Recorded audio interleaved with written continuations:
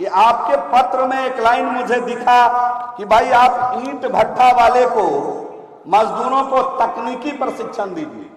पूरे चिट्ठी में मेरे काम का एक यही बात था कि स्किल्ड करिए, निपुण बनाइए। हम आपको निपुण श्रमिक अगर देंगे तो आपका प्रोडक्शन बढ़ेगा, प्रोडक्शन बढ़ेगा तो लागत घटेगी, लागत घटेगा तो प्रॉफिट बढ़ेगी। तो यही काम तो करना है जो आपने लिखा है। हमारे विभाग का एकमात्र काम है ईंट निर्माण में लगे मजदूरों को तकनीकी प्रशिक्षण, ईंट पकाई, ईंट लोडिंग एवं प्रबंधन का प्रशिक्षण। तो बैठे हुए हमारे माननीय मंत्री जनक जी और राम जी एक साथ दोनों, तो मैं उनसे आग्रह करता हूं कि आप प्रस्ताव बना के भेजिए श्रम संसाधन विभाग को। बिहार स्किल डेवलपमेंट मिशन के तहत हम इनको ट्रेनिंग देने का काम करेंगे। ये मैं आपको विश्वास दिलाता हूं कि इनके लिए कोर्स डिजाइन करेंगे और इनको ट्रेनिंग दे करके इसको हम परिपक्व मजदूर बनाएंगे इस क्षेत्र में, जिससे काम करने वाले जो लोग हैं ईंट भट्ठा के, उनको सहूलियत हो। और स्किल की कितनी महत्ता है संक्षेप में मैं बताकर अपनी बात को खत्म करूंगा कि स्किल के ऊपर सबसे पहला इस देश के अंदर स्किल का उदाहरण पेश किए थे प्रभु मर्यादा पुरुषोत्तम श्री राम। कई लोग चौंक जाते हैं हम जब कहते हैं कि भगवान चूंकि जनक राम जी हैं तो जरा चर्चा हो जाए उनकी। तो मर्यादा पुरुषोत्तम श्री राम ने पहले स्किल का बुनियाद डाली, नींव डाली। वैसे तो भगवान विश्वकर्मा की पूजा 17 को है और विश्वकर्मा पूजा सभी लोग करेंगे और स्किल के प्रणेता के रूप में उस ईश्वर की पूजा होती है। ईश्वर भगवान के रूप में ही हम उनको मानते हैं। लेकिन प्रभु श्री राम ने एक कमाल का स्किल्ड इस देश के अंदर स्थापित किया। जरा याद करिए कि राजा जनक ने भगवान राम को 14 वर्ष वन गमन का आदेश दिया था। उस आदेश में कहीं नहीं कहा था कि बेटा राम, जब जंगल में कोई कठिनाई आएगी तो अयोध्या की चतुरंगी सेना का मदद तुम मत लेना। ऐसा उन्होंने नहीं कहा था। 14 वर्ष का केवल वनवास दिया था। और प्रभु श्री राम जब जंगल जाते हैं तो मैया सीता भी उनके साथ वन गमन करती है और वन में मैया सीता का अपहरण हो जाता। संक्षेप में मैं बता रहा हूं, सभी लोग जान रहे हैं। और मैया सीता का जब अपहरण होता है तो अयोध्या की गद्दी पर कौन बैठा हुआ था? राजा कौन था उस समय?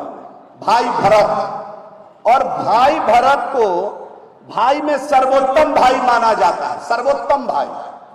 और ऐसा भाई अयोध्या का राजा हो और उस भाई से प्रभु राम मदद नहीं मांगते हैं कि तुम्हारी भाभी का अपहरण हो गया, अपनी चतुरंगी सेना भेजो, हमको रावण पर हमला करना है। बल्कि उन्होंने एक अलग प्रताप का प्रदर्शन किया जिसके कारण उनको मर्यादा पुरुषोत्तम कहा गया। और उन्होंने जंगल के अंदर पुरुषार्थी होने का परिचय दिया। और आदमी तो छोड़ दीजिए, बंदरों को निपुण बनाने का काम किया। और नदी तो छोड़ दीजिए, समुंदर पर पुल बांध देने का काम किया, जिसको नासा ने आज प्रमाणित कर दिया कि मानव निर्मित पुल वर्षों वर्ष पहले का है। तो दुनिया में स्किल का इससे बड़ा उदाहरण नहीं हो सकता है कि हम किसी को अगर स्किल्ड कर दें तो उससे किस प्रकार की ऊर्जा निकलती है, किस प्रकार की एनर्जी निकलती है, वो किस प्रकार आपको लाभ दे सकता है। तो ये पहला उदाहरण कौशल का भगवान प्रभु राम ने इस धरती पर स्थापित करने का काम किया। और देश के आजादी के वर्षों वर्ष बाद एक गरीबनी का बेटा, एक मजदूरनी का बेटा, एक चाय बेचने वाले का बेटा जब इस देश का प्रधानमंत्री बना तो उसने देश के अंतिम व्यक्ति में कौशल कैसे पहुंचे या देश का अंतिम व्यक्ति निपुण कैसे बने, इस दिशा में पहली बार सोचने का काम किया। और मुझे खुशी हो रही है कि आपने उस कौशल पर जोर दिया है। मैं विश्वास दिलाता हूं कि अगर ये विभाग ने हमको अवसर दिया, खान एवं भूतत्व ने, तो मैं जरूर आपके मजदूरों को आपने जो कहा है उस हिसाब से स्किल्ड करने की दिशा में मैं काम करूंगा।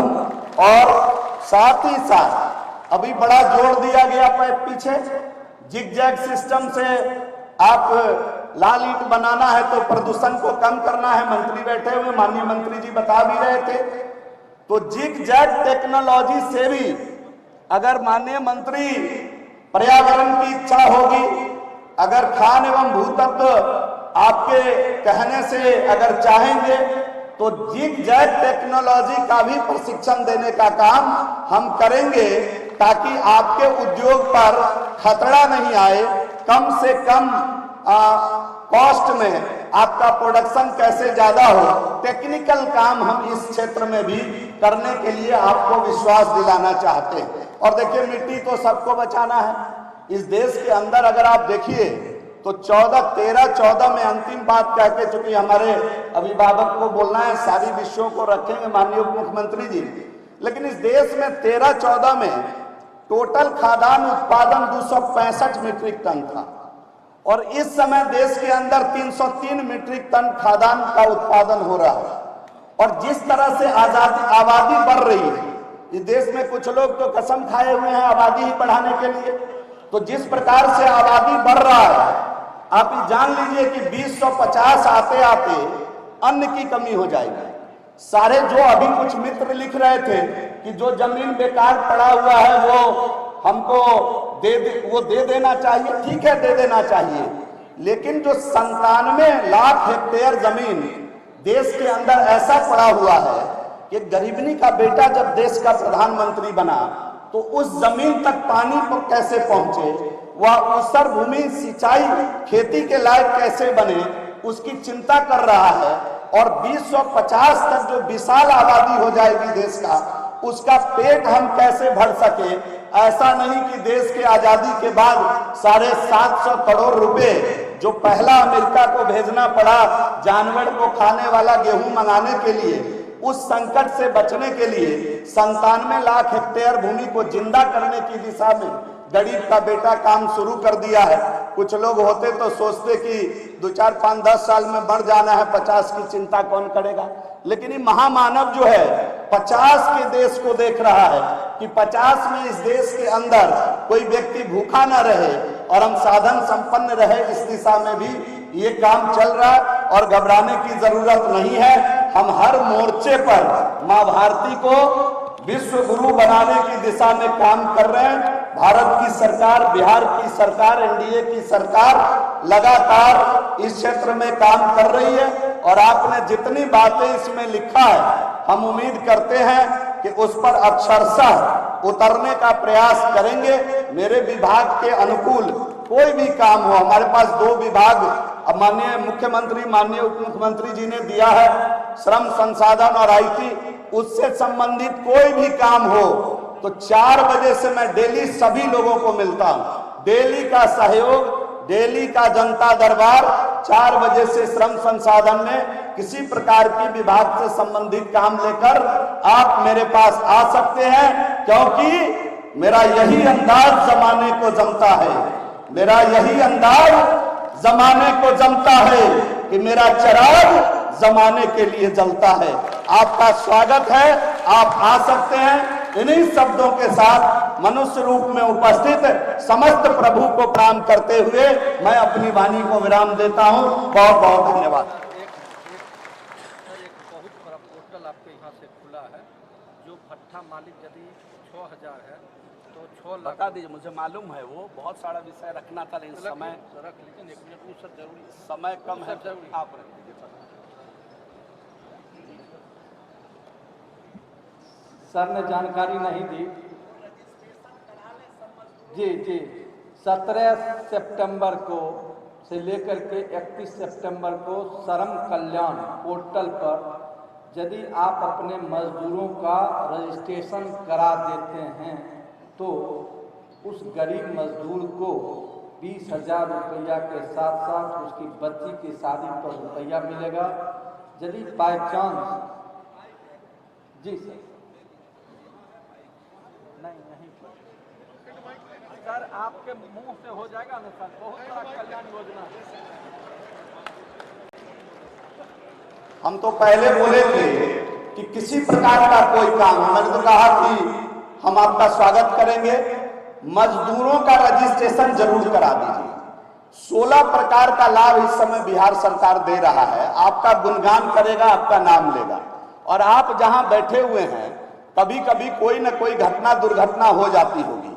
महान है देश के प्रधानमंत्री, जो अभी जितने असंगठित क्षेत्र में काम करने वाले मजदूर हैं उनके लिए ई श्रम पोर्टल शुरू किए हैं। 17 सितंबर से हम मेगा ड्राइव चला रहे हैं बिहार के अंदर। पूरे 20 दिनों तक सभी CHC पर हम असंगठित क्षेत्र में काम करने वाले मजदूरों का सीधा रजिस्ट्रेशन करेंगे। भगवान न करे उनके साथ कोई घटना दुर्घटना हो असंगठित क्षेत्र में, अगर उनके साथ कोई घटना घटती है तो 2 लाख रुपए का लाभ उनके परिवार को तुरंत मिलेगा। 2 लाख असंगठित क्षेत्र में। और BOCW में आप अगर रजिस्ट्रेशन कराते हैं, मन्नू जी जिसकी बात कर रहे हैं, तो उसमें 4 लाख रुपया उनको मिलेगा। और आप जहां जुड़े हुए हैं वहां के मजदूरों को निर्माण श्रमिक के अंदर वो आते हैं, BOCW में उनका आप रजिस्ट्रेशन करावें। बिहार पहला राज्य है पूरे देश में जहां आधार लिंक 17,70,000 लोग 31 जुलाई तक हमने रजिस्ट्रेशन कर लिया है। आपका स्वागत है कि आपके यहाँ जितने मजदूर काम करते हैं, कुछ लोग डर जाते हैं कि हम रजिस्ट्रेशन करा देंगे तो कहीं PF का ना झमेला हो जाए। आप डेली बेसिस पर जो उसको मजदूरी देते हैं उसमें न्यूनतम मजदूरी के लिए आप बाउंड हैं, उसमें PF वाला समस्या नहीं होता। अगर परमानेंट एम्प्लॉय आप रखे हुए हैं तब PF का लफड़ा आएगा। वो डिटेल से बहुत समय लगेगा, इसलिए मैंने संक्षेप में, चूंकि आगे डिप्टी CM साहब को भी बोलना है और जाना था, लेकिन एक आग्रह जरूर करेंगे कि एकदम आप सभी मजदूरों का रजिस्ट्रेशन करा दीजिए। प्रथम 2 पुत्री की शादी में 50-50 हजार रुपया देंगे। उसका बेटा बेटी अगर एम्स में या फिर IIT कंप्लीट करेगा तो बिहार की सरकार फ्री ऑफ कॉस्ट उसको पढ़ाएगी। 3 साल का रजिस्ट्रेशन पूरा हो जाएगा तो 20,000 रुपया उसको घर मरम्मती के लिए देंगे, 15,000 रुपया उसको औजार क्रय करने के लिए देंगे, 3500 रुपया उसको साइकिल खरीदने के लिए देंगे। अरे आपको जो काम करना है वो सब बिहार सरकार करने के लिए तैयार है। खाली आप एक बार रजिस्ट्रेशन करा दीजिए, LEO को बुला करके, जो कागज है वो लेकर के, या फिर अब सीधा सीधा हम पोर्टल बनाए हैं, किसी भी अफसरशाही के चक्कर में नहीं पड़ के सीधा आप। और देखिए प्रधानमंत्री जी ने क्या कहा, जो पहले तो 90 दिन का निर्माण श्रमिक को सर्टिफिकेट हमारे बाबू लोग बनाते थे, अब तो वो भी नहीं बनाना है।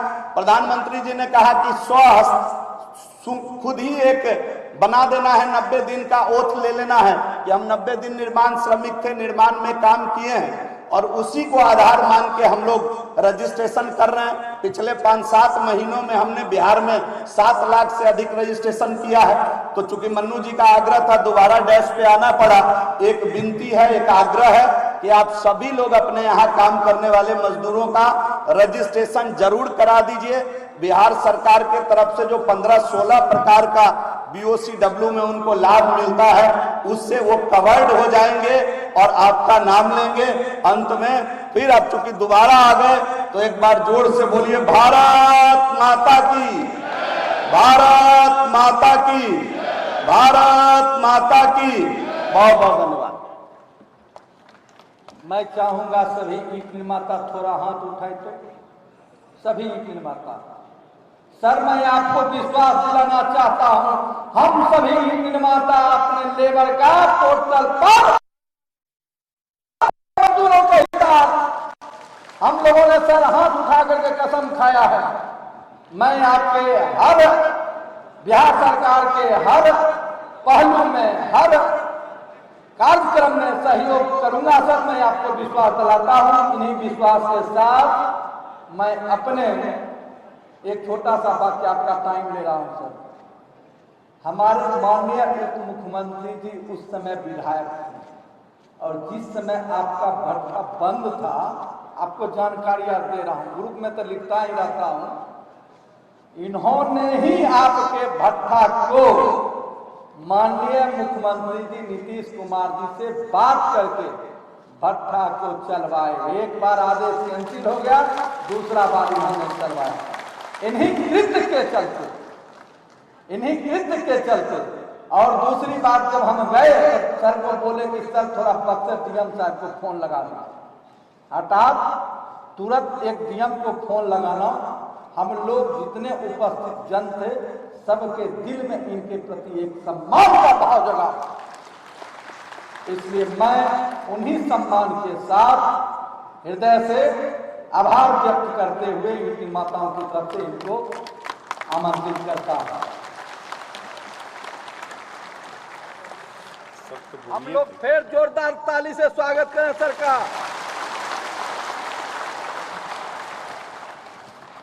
बापू सभागार के इस प्रसाद में बिहार ईंट निर्माता संघ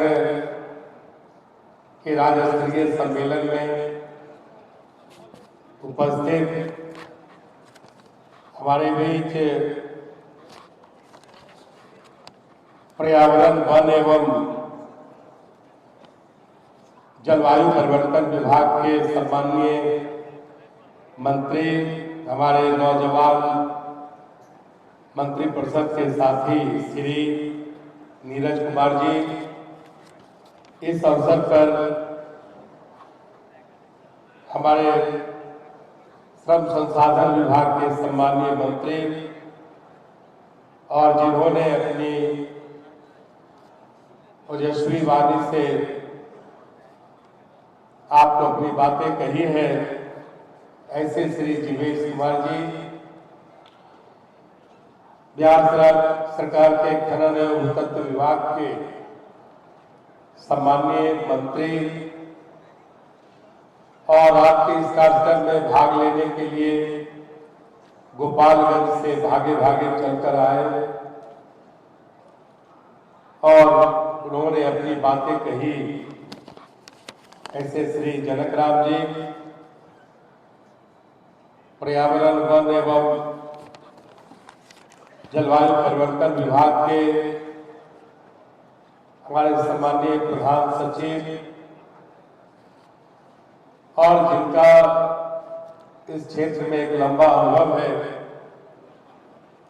श्री दीपक कुमार सिंह जी,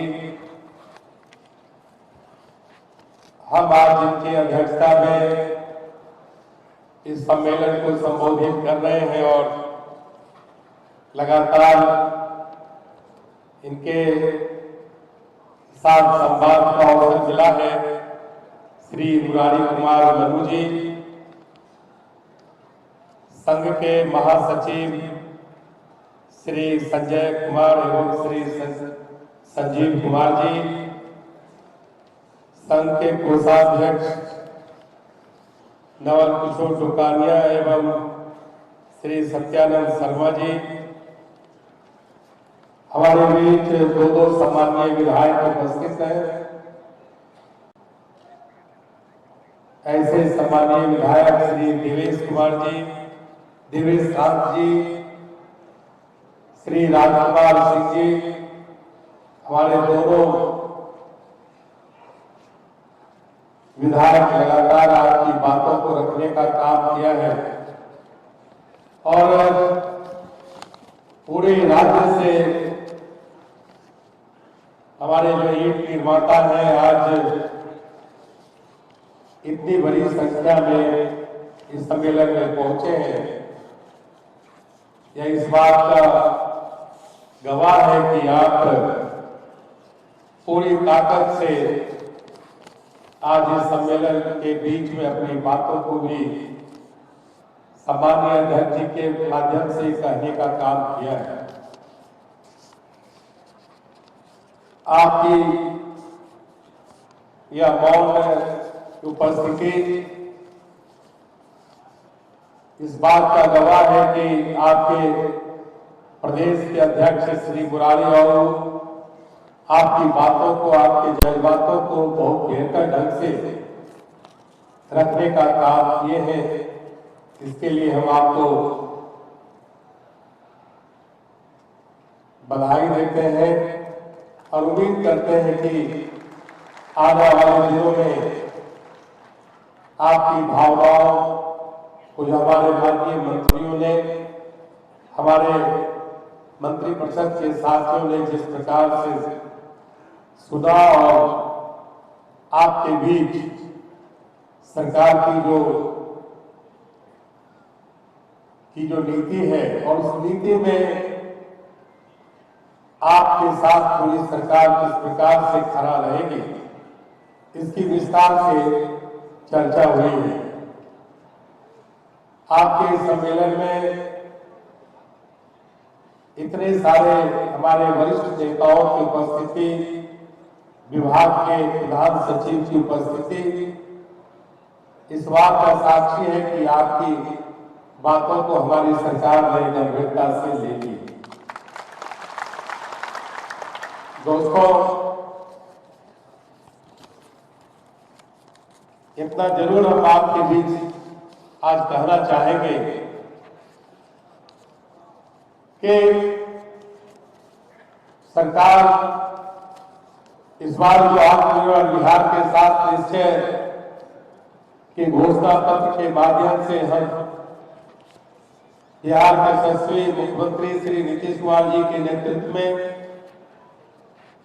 हमने जो सरकार का गठन किया है, जिसके मंत्रिपरिषद के हमारे सभी वरिष्ठ साथी मंच पर हैं और विगत 15 वर्षों तक हमने बिहार के आधारभूत संरचनाओं पर काम किया है और 2005 के पहले का जो बिहार और 2005 के बाद के बदले बिहार की तस्वीर की तुलना करने की आवश्यकता नहीं है। और 2005 के बाद जो बिहार बदला है, उस बदले बिहार में आपकी ईंटें ही लगी है, कोई एस का वृक्ष नहीं लगा है। तो जब बदले बिहार की जो सूरत है आपके ईंटों से लगी है, इतना जान लीजिए कि सरकार का ऐसा कोई निर्णय नहीं होगा जो आपके व्यवसाय को, आपके व्यापार को कहीं न कहीं ठेस पहुंचाता है। परिस्थितियां बदलती है, नई नई कुछ कई चीजें टेक्नोलॉजी के रूप में आती हैं और जो पर्यावरण और जो हालात होते हैं उसके अनुसार भारत सरकार और बिहार सरकार निर्णय लेती है। लेकिन इतना बात को जरूर बताना चाहेंगे, यह एक प्रयोग है कि इस के वृक्ष से वृक्ष बने और दोनों का जब तुलनात्मक अध्ययन करेंगे तो ऐसे इस के वृक्ष की इकाई जो है तो इतना कम है कि आपके बिना बिहार के विकास की हम कल्पना भी नहीं कर सकते। इसीलिए हम इतना आपको जरूर कहेंगे कि आपने इस सम्मेलन के माध्यम से सरकार के सभी वरिष्ठ मंत्रियों का ध्यान आपने आकर्षित किया है। आपने अपने व्यवसाय से जुड़े हुए जो हालात हैं उसकी चर्चा माननीय अध्यक्ष जी के माध्यम से की है। हम निश्चित तौर पर हम सरकार में इस बात की समीक्षा करेंगे कि जो बदले हुए परिवेश है उससे हम हटे नहीं, लेकिन आप भी टूटे नहीं, इसका संतुलन का ध्यान सरकार निश्चित तौर पर रखेगी। और बहुत जल्द ही खास करके भवन निर्माण विभाग ने जो निर्णय लिया है कि जो सरकार के द्वारा जो भवनों का निर्माण होगा उसमें इस ब्रिक का उपयोग किया जाएगा। इसके लिए हम भवन निर्माण के माननीय मंत्री और अधिकारियों के साथ बात करके जो परिस्थितियां हैं उसका आकलन करके हम कोई उचित कदम निश्चित तौर पर उठाएंगे। काफी अच्छा लगा आज के इस सम्मेलन से यह संदेश नहीं जाए कि सिर्फ एस का ब्रिक और लाल रेड ब्रिक के कारण इतनी बड़ी संख्या में लोग जुटे हैं। आप सरकार के साथ हैं, सरकार भी आपके साथ है। आपने जब देखा हमारे पूर्व के माननीय मंत्री ने कहा भी बिहार में 20 लाख लोगों को के रोजगार का अवसर को पैदा करना चाहते हैं, हम बुद्धिमत्ता को बढ़ाना चाहते हैं। बिहार में कैसे उद्योग धंधे खुले पनपे, इसके लिए लगातार उद्योग विभाग माननीय मुख्यमंत्री जी के नेतृत्व में और उद्योग विभाग के माननीय मंत्री श्री शाहनवाज हुसैन जी के विभागीय सानिध्य में लगातार हम सब काम कर रहे हैं। जहां हम बिहार में दूसरे राज्यों के निवेशकर्ताओं से निवेश के लिए आग्रह कर रहे हैं, यह बात आपके मन में नहीं आनी चाहिए कि आपके द्वारा जो विगत 15 वर्षों में आपके द्वारा जो उत्पादित ईंट के कारण बिहार की तकदीर और बिहार की तस्वीर और बिहार की तस्वीर बदली है, तो आपको उससे वंचित किया जाएगा, ये आपके मन में कभी कल्पना में भी नहीं आना चाहिए। हम रास्ता ढूंढेंगे, जहां कठिनाई है वही समाधान भी है। जरूरत इस बात की है कि कठिनाई के इर्द गिर्द जो समाधान के तत्व है उन्हें ढूंढने की आवश्यकता है। और हमारे सक्षम अधिकारी, हमारे माननीय मंत्री और अधिकारी बैठे हैं, निश्चित तौर पर हम आपके हितों की रक्षा करते हुए पूरे बिहार के लोगों के भी पर्यावरण जो प्रदूषित हो रहा है उसे बचाने का उपाय ढूंढेंगे। इसके लिए आप निश्चित रहें। हम कोरोना काल के कालखंड में हमारे कटिहार के सभी साथी आज बैठे हैं, लगातार आपके हितों के लिए लगातार हम सबों ने प्रयास किया है। जहां सारी इकाइयां बंद हो गई थी, वहां माननीय मुख्यमंत्री जी के निर्देश पर आपको अवसर भी प्रदान किया गया, जिसकी चर्चा हमारे मुरारी बाबू कर रहे थे। मुरारी बाबू को ज्यादा ही प्रशंसा कर देते हैं, विधायक के नाते हमारा यह दायित्व है, लेकिन हम कटिहार सहित बिहार के सभी ईंट निर्माताओं के प्रति आभार प्रकट करते हैं कि विपरीत परिस्थिति में भी, प्रकृति के विपरीत मार पर भी आप डटे रहते हैं। आप घाटा सहकर भी बिहार के निर्माण के लिए खड़ा रहते हैं, उसके लिए हम आपकी प्रशंसा भी करते हैं। हमारे पूर्व के विद्वान माननीय मंत्रियों ने जिन चीजों का जिक्र किया है उसकी चर्चा करने की आवश्यकता नहीं है। वित्त मंत्री के नाते, बिहार के उप मुख्यमंत्री के नाते आपके हितों की रक्षा जो सरकार के नियम है उसके दायरे में निश्चित तौर पर हम करेंगे। आप हमारे बिहार के एसेट्स हैं, आप कभी कल्पना भी नहीं करेंगे कि अगर बिहार जब एक विकसित बिहार बनेगा तो उसमें आपका हाथ नहीं होगा, ये आप कल्पना भी नहीं करेंगे। हम तो चाहते हैं कि बिहार के तमाम लोगों के साथ मिलकर जो हमारा बिहारीपन है, बिहार के बढ़ने के जो रास्ते हैं, रास्ते में बिना आपके वो कारवां बन ही नहीं पाएगा।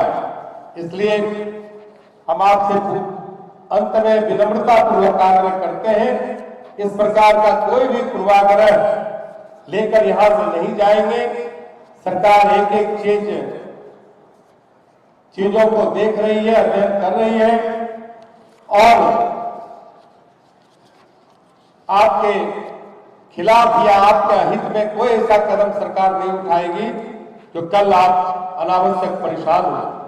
मैं बिहार के तमाम जो हमारे ईंट निर्माता है उनको हम अपनी सरकार की ओर से भी